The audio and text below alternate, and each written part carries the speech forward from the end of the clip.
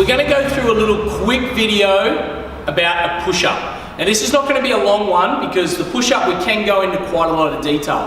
But what we'll do is we'll tick off a couple of key things that we need to do. Now we're going to go down into our push-up position.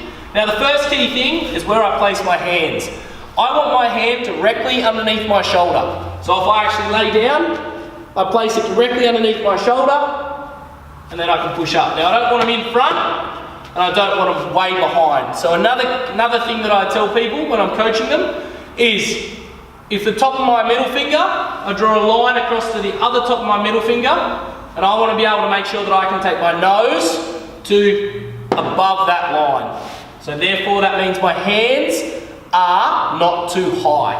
So when I'm up in this push-up position as well, I don't want to have my lower back sagging and relax, so I'm going to squeeze my glutes, tuck my pelvis under just a little bit, not too far so that we're rounded, but just so that I'm flat, and I'm trying to keep my shoulders roughly, my hips, close to the same height as my shoulders, so that therefore my body is one plank and will move as one plank. The only part that I want of my body to move is my elbows.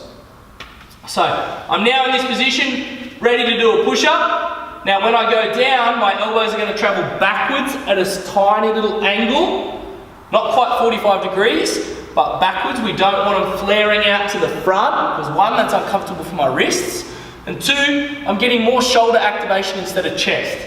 So we'll go here, elbows travel backwards a little bit, nose goes to the ground, and I push up. Nose goes to the ground, and I push up.